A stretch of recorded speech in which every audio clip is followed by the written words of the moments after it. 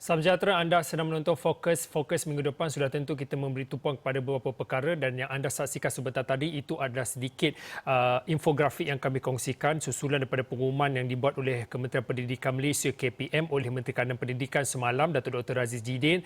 Antaranya kalau boleh saya ulas dan saya boleh kongsikan sedikit, iaitu berkaitan dengan murid sekolah rendah bagi darjah 1 dan juga tahun 2 serta prasekolah bakal memulakan sesi pengajaran dan pembelajaran PDP secara bersemuka bermula 1 Mac ini, dan juga KPM turut memaklumkan sesi persekolahan bagi murid darjah 3, 4, 5 dan 6 pula akan bermula pada 8 Mac.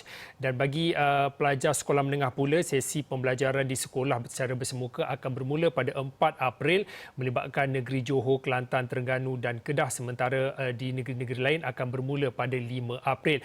Dan sudah tentu fokus minggu depan kita nak beri tumpuan dan juga fokusnya kerana pada minggu depan iaitu pada Isnin lebih kurang dianggarkan 400,000 calon peperiksaan Sijil Pelajaran Malaysia ataupun SPM, Sijil Vocational Malaysia SVM dan juga Sijil Tinggi Agama Malaysia STAM 2020 akan menduduki peperiksaan bermula pada Isnin depan.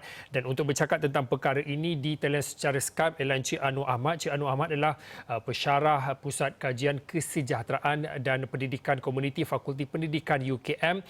Encik Anwar, saya tahu banyak yang Encik Anwar nak kongsikan kalau diikutkan semalam kita punya sesi untuk kita buat diskusi ini, tetapi kita melihat pada waktu ini kita ingin melihat fokus minggu hadapan. Sudah tentu yang pertamanya berkaitan dengan SPM, STM dan juga peperiksaan utamalah yang akan bermula pada Isnin depan.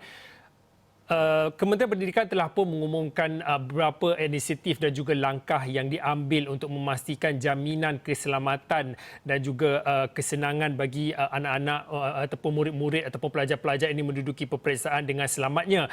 Mungkin sedikit daripada pandangan Encik Anwar boleh kongsikan sedikit sejauh mana SOP-SOP yang digariskan yang telah pun ditetapkan oleh KPM ini setidak-tidaknya dapat menurunkan kebimbangan ibu bapa untuk menghantar anak-anak untuk menduduki peperiksaan pada Isnin ini. Baik, terima kasih Saudara Fauzi. Terlebih dahulu kita nak ucapkan selamat maju jaya kepada calon-calon SPM yang akan mula menduduki peperiksaan mereka pada hari Isnin depan. Tahun ini, kohort 2020 akan mengambil peperiksaan dalam keadaan yang serba luar biasa. Tentu sahaja perkara ini perlu dilakukan sebab ini melibatkan masa depan mereka. Dan kita dah dengar semalam kenyataan daripada Menteri Kanan Pendidikan yang menyebut tentang beberapa perkara berkaitan dengan SOP dan sebagainya. Kita sambut baik. Saya rasa semua SOP itu memang perlu dilakukan dan sekarang ni bola sebenarnya di kaki pihak sekolah dan juga pihak pelajar untuk memastikan bahawa semua SOP itu dipatuhi, difahami dengan betul-betul sebab kita inginkan supaya peperiksaan yang akan dilaksanakan mulai minggu depan ini dapat dilaksanakan dengan baik. Berdasarkan SOP yang telah digariskan itu, saya rasa dia cukup teliti dan tentu sudah mendapat pandangan dan juga maklum balas daripada Kementerian Kesihatan dan MKN dan sebagainya. Dan saya rasa ibu bapa tak perlu bimbang dan risau sebab inilah masa untuk kita meningkatkan motivasi anak-anak kita, memberikan kata-kata semangat dan juga mententeramkan mereka, dan pada masa yang sama juga kita tidak boleh ambil mudahlah tentang SOP. Dan pihak sekolah saya sangat percaya guru-guru kita adalah orang yang sangat memberi komitmen yang tinggi kepada pelaksanaan peperiksaan mulai minggu depan, insya-Allah. Okey, itu berkaitan dengan pelajar-pelajar ataupun murid-murid yang akan menduduki peperiksaan yang seperti yang disebutkan tadilah. Tetapi bila kita melihat kepada apa yang diumumkan oleh KPM dan juga beberapa keputusan yang telah dibuat KPM kebelakangan ini, ada beberapa pihak berpandangan keputusan yang bertukar-tukar ini daripada PDP ke PDP secara bersemuka. Mungkin Encik Anwar boleh kongsikan bagaimana kita boleh melihat dan juga menilai emosi dan juga psikologi anak-anak ini apabila mungkin ada setelah beberapa minggu dan juga bolehlah dikatakan hampir sebulan PDP di rumah, PDPR berlangsung di rumah ini, mereka sudah membiasakan diri dan juga menyesuaikan diri. Tetapi bila diumumkan semalam akan PDP secara bersemuka akan bermula pada Mac dan juga April, sejauh mana emosi dan juga psikologi anak-anak ini bila ada keputusan terbaru ini, Encik Anwar? Baik, betul. Saya Terlebih dahulu saya nak sambut baik dulu tentang pembukaan semula sekolah untuk tahun 1, tahun 2, kemudian tahun 3, 4 dan 5 dan 6, kemudian sekolah menengah. Pada itu adalah perkara asas yang saya rasa hampir keseluruhan rakyat Malaysia memberikan positif, memberikan respon positif dan itulah yang sepatutnya dilakukan. Tetapi mungkin apa yang dilakukannya mungkin terlewat daripada apa yang kita harapkan. Sepatutnya telah dilakukan lebih awal dengan mengambil kira mengambil kira SOP yang ketat. Baik. Ada beberapa perkara yang menarik yang mungkin kita boleh kongsikan dan pandangan ini bukanlah pandangan minoriti. Sebenarnya pandangan majoriti rakyat Malaysia bila kita baca respon-respon mereka daripada apa yang telah diberikan kenyataan oleh KPM. Yang pertamanya dulu, kalau masih ingat pada bulan April, KPM telah melaksanakan kajian tinjauan tentang kesediaan pelajar menggunakan pembelajaran atas dalam talian. Dan secara jelas dan nyata bahawa pembelajaran dalam talian tidak boleh dilaksanakan di negara kita disebabkan oleh majoriti pelajar tidak ada kemampuan dari segi akses internet dan juga dari segi pemilikan gadget peranti. Tetapi apa yang kita dapat lihat, KPM telah mengambil langkah yang mungkin sedikit berbeza, iaitu terus melaksanakan juga pembelajaran dalam talian ini. Kemudian yang kita lihat apa yang berlaku kemudian apabila KPM merasakan bahawa pelaksanaan PDPR 1.0 itu tidak begitu berjaya dalam talian, maka dilaksanakan PDPR 2.0 yang lebih menekankan kepada membenarkan sekolah melakukan kepelbagaian pembelajaran, bukan sahaja dalam talian, luar talian dan berbagai-bagai kaedah lagi, termasuklah juga menggunakan video dan sebagainya. Dan kemudiannya kita lihat KPM telah melaksanakan pembelajaran dalam televisyen melalui TV KPM. Apa yang menjadi isu kepada masyarakat? Mungkin semua usahanya lah usaha yang baik daripada KPM. Tapi dari segi pelaksanaan itu telah menimbulkan banyak reaksi yang tidak begitu mengembirakan kita. Di saat kita gembira sekolah dibuka semula, tapi banyak persoalan yang timbul. Misalnya mengapa kita baru saja melancarkan didik TV KPM beberapa hari yang lepas, kemudian semalam telah diumumkan sekolah dibuka semula. Jadi macam perbezaan itu jaraknya tidak begitu jauh, kurang daripada 72 jam mungkin. Mengapa keputusan itu jadi begitu? Jadi itu antara perkara-perkara yang menampakkan kepada rakyat bahawa KPM sebenarnya tidak begitu bersedia dalam melaksanakan satu-satu keputusan, dan mungkin keputusan niatnya baik, tapi dari segi gerak kerja itu nampaknya seperti sedikit tidak konsisten, dan ini menimbulkan keresahan di kalangan ibu bapa lah, khususnya dalam menguruskan anak-anak mereka. Jadi apapun saya rasa dengan keputusan membuka sekolah ini, saya harap benda ini akan berterusan, dan mungkin kita boleh bincangkan nanti ada beberapa isu yang patut KPM lihat dalam proses pembukaan sekolah ini. Pada pandangan Encik Anwar, seperti yang Encik Anwar kongsikan tadi di jawapan tadi, menjelang pada pembukaan nanti pada awal Mac dan juga April bagi sekolah menengah, bagaimana respon daripada ibu bapa?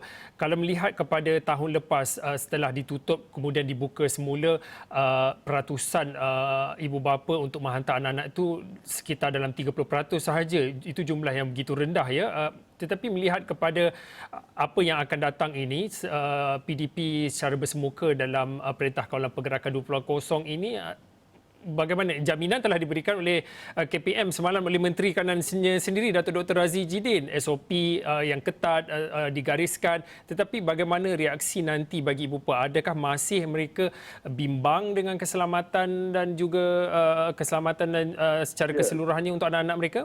Ya, jaminan itu satu yang baik, tapi jaminan itu tidak membuktikan apa-apa buat masa ni kan. Jadi kita mengharapkan tindakan. Apakah tindakan-tindakan yang boleh dilihat sebagai satu jaminan? Misalnya keputusan untuk membenarkan semua pelajar daripada tahun 1 hingga tahun 6 berada di sekolah mulai 8 Mac itu dilihat sebagai satu keputusan yang mungkin merisaukan ibu bapa, sebab jumlah pelajar yang akan berada di kawasan sekolah itu menjadi sangat ramai dalam keadaan kapasiti penuh. Itu menimbulkan kerisauan ibu bapa. kalau kita lihat di beberapa buah negara mereka mengamalkan penggiliran. Misalnya sebab ini dapat mengurangkan risiko penularan. Supaya bilangan pelajar yang berada di sekolah pada satu masa itu dapat dikurangkan. Kalau penggilirannya misalnya tahap 1 hari, tahap 2 hari yang seterusnya, maka kita dapat mengurangkan sekurang-kurangnya 50% daripada masalah ataupun bilangan pelajar yang berada dalam satu kawasan. Jadi pelaksanaan pembukaan sekolah ini walaupun tindakannya betul, tepat pada masanya, tetapi kaedahnya itu saya rasa perlu dikemaskinikan supaya dia boleh meyakinkan ibu bapa bahawa KPM benar-benar menjamin keselamatan, kesihatan anak-anak mereka.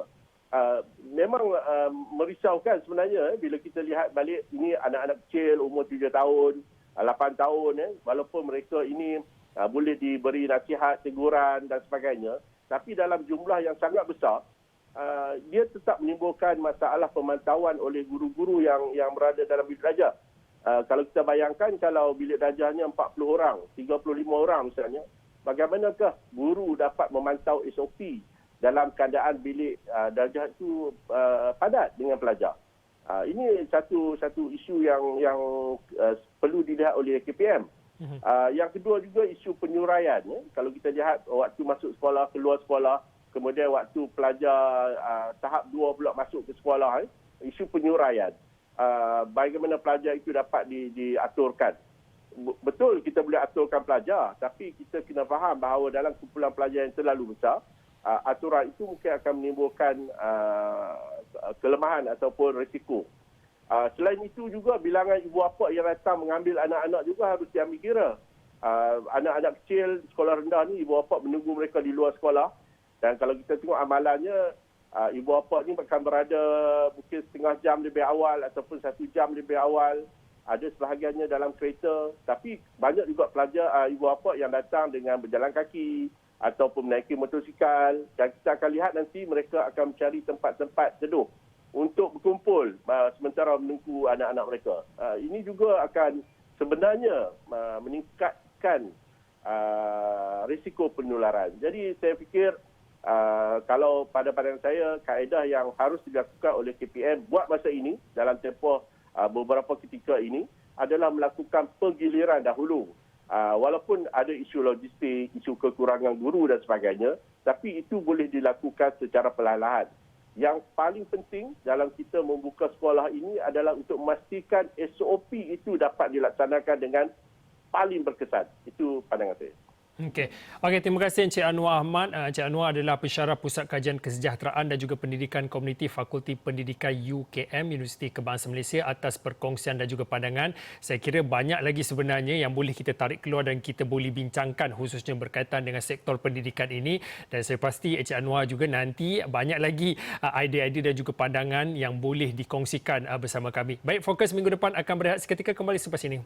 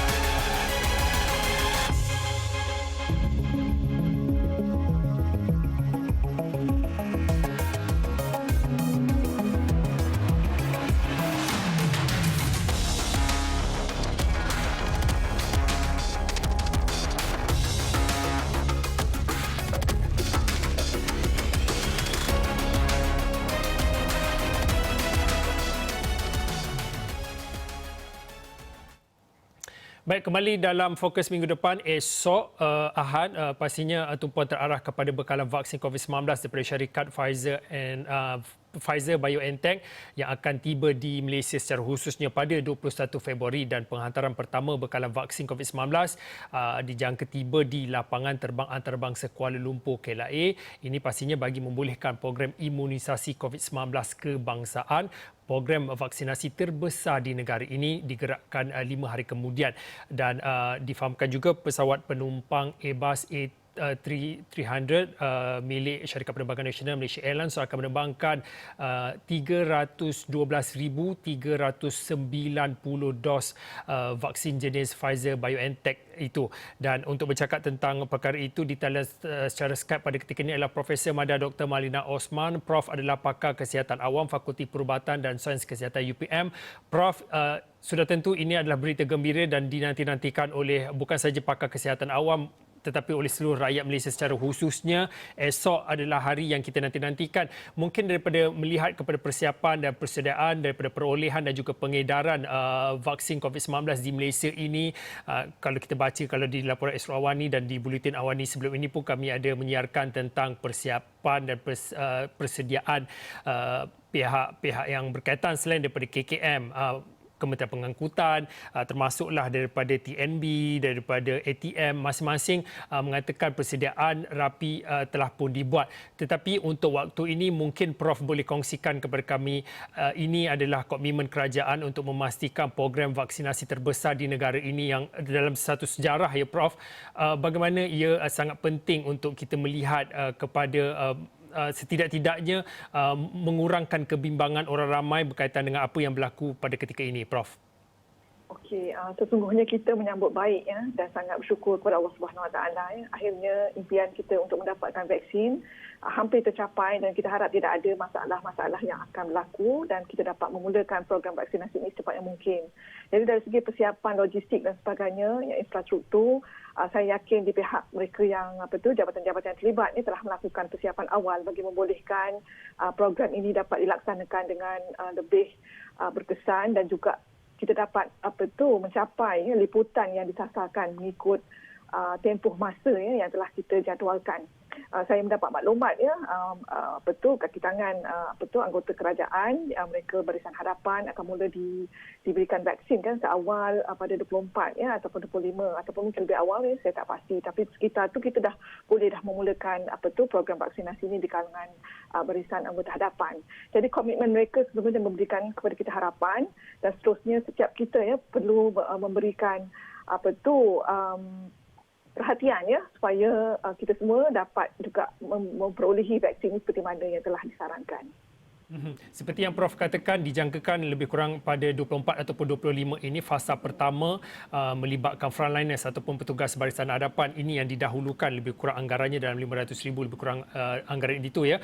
Prof, daripada perspektif ini ada beberapa pandangan yang mengatakan nanti pada fasa kedua nanti adakah keperluan untuk kita melihat kepada golongan-golongan lain yang tidak disertakan dalam senarai awal yang dimaksudkan.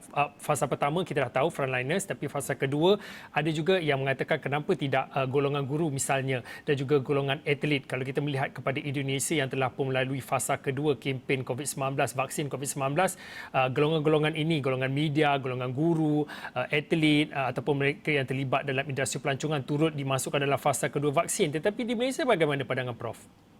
Kalau kita tengok dari segi jadual itu tidak banyak berbeza lah. Macam fasa kedua bermula pada bulan Mac dan fasa ketiga saya lihat bermula pada bulan April. Bagaimanapun saya yakin menerusi pertimbangan dan juga apa yang telah dilaksanakan di peringkat lapangan nanti, kita boleh mengubah sebarang keputusan. Maksudnya mungkin sebahagian golongan itu dapat dipercepatkan atau disusun semula bergantung kepada keperluan dan juga kepentingan yang perlu dilaksanakan. Saya setuju kalau saya kata ada yang memberikan pandangan macam para guru, para pihak media, mereka adalah antara golongan yang berada di lapangan dari masa ke semasa untuk memberikan perkhidmatan. Jadi sehubungan dengan itu saya mengesyorkan sekiranya kita memperoleh vaksin dan juga dari segi perkhidmatan kesihatan tu kita boleh menyediakan kemudahan tersebut, saya ingat tidak ada isu. Prof, kalau boleh dalam waktu ini melihat kepada apa yang menjadi tumpuan pada esok, iaitu ketibaan vaksin pertama di Malaysia secara khususnya iaitu Pfizer dan BioNTech. Mungkin Prof, ya, vaksin ini adalah satu-satunya harapan dan juga talian hayat dan juga jalan keluar kepada apa yang berlaku pandemik COVID-19 pada ketika ini. Tetapi dalam masa yang sama, pandangan Prof kepada kepatuhan dan juga pematuhan SOP. Walaupun vaksin ada, walaupun roll out ataupun pengedaran dan juga pengagihan vaksin akan dimulakan dalam tempoh bermula minggu ke hadapan. Tetapi bagaimana ini perlu kita fikir dan perlu kita ingat seluruh baik daripada yang terlibat dalam proses imunisasi itu, tetapi kita melihat kepada keseluruhan peringatan daripada Prof kepada semua. Walaupun vaksin dah sampai, tetapi SOP pematuhan itu perlu dijaga, ya Prof? Ya, betul. SOP masih perlu diteruskan. Maksudnya kita perlu menunggu ya sehingga kita mencapai imuniti kelompok tu, barulah mungkin kita boleh diisytiharkan kembali kepada kehidupan kita secara betul normal. Jadi sementara menunggu keadaan yang mana kita boleh isytiharkan selamat, pematuhan kepada SOP ya, seperti mana yang kita lakukan dalam PKP, PKPB dan juga PKPP perlu diteruskan. Pematuhan-pematuhan tersebut tidak boleh dihentikan sebab apa, vaksin, bila kita terima vaksin bukannya dalam tempoh 24 jam ya antibody itu akan dihasilkan. Kita memerlukan beberapa minggu dan seterusnya dia ada pula nanti dos yang kedua ya yang akan diberikan, dan kita perlu menunggu ya sehingga sejumlah daripada individu kita dalam negara untuk divaksinkan ya, barulah kita boleh memberikan jaminan ya bahawa kita sudah selamat untuk kembali kepada kehidupan seperti mana pra-pandemik dulu. Cumanya saya ingin memberikan sedikit pandangan ya, sebab saya juga mendapat maklumat ya ada sebahagian daripada mereka yang ditawarkan untuk mendapatkan vaksin ini memberikan permohonan ya untuk melewatkan ya vaksin terhadap mereka dengan alasan-alasan tertentu. Cumanya apapun alasan yang diberikan, saya ingin mengenengahkan bahawa kebaikan vaksin ini bukan sahaja untuk menurunkan kadar jangkitan, mengurangkan komplikasi, tapi ia juga untuk mengurangkan ya tekanan terhadap kos-kos keuangan yang perlu kita tanggung dari segi kesihatan awam ni. Dari kos rawatan ya, rawatan pesakit dalam ICU, dalam ward, kos kuarantin, kos pengesanan kes-kes ya, kos ujian saringan dan sebagainya. Jadi manfaat vaksin itu jauh lebih tinggi berbanding dengan isu-isu yang dibangkitkan ya dalam konteks yang masih tidak mempunyai sebarang sandaran bukti dan sebagainya. Saya pernah bercakap sebelum ini bahawa risiko untuk mendapat jangkitan tu jauh lebih rendah ya, maksudnya dan juga risiko untuk mendapatkan kesan komplikasi tu dari segi kalau kita nak bandingkan dengan risiko sekiranya kita tak divaksin dan mendapat jangkitan adalah sangat berbeza. Jadi untuk itu sebenarnya vaksin ini bukan sekadar yang seperti saya sebut tadi, bukan sekadar mengurangkan jangkitan, tapi ia sebenarnya memberikan banyak pulangan yang dari segi jangka masa pendek dan sepanjang, banyak kos-kos yang tak dapat diselamatkan. Okey, sentiasalah tak cukup masa kalau dengan Prof ni, apatah lagi kita bercakap tentang kesihatan awam. Esok adalah hari yang dinanti-nantikan, iaitu sejarah tercipta. Terima kasih kepada Profesor Madya Dr. Malina Osman. Prof adalah pakar kesihatan awam, Fakulti Perubatan dan Sains Kesihatan UPM, atas juga perkongsian kita melihat kepada esok hari yang dinanti-nantikan, iaitu difahamkan lebih kurang pada pagi Ahad esok, bekalan vaksin COVID-19 daripada syarikat Pfizer and BioNTech akan tiba di Malaysia pada 21 Februari, iaitu pada esok hari Ahad, dan kami di Esok Awal ini akan menyiarkan secara langsung baik di saluran 501 ataupun di platform online atas talian ataupun di media sosial kami di Facebook, Instagram dan juga Twitter. Saya kira itu saja untuk waktu ini. Fokus minggu depan. Saya Fauzin, kita jumpa lagi.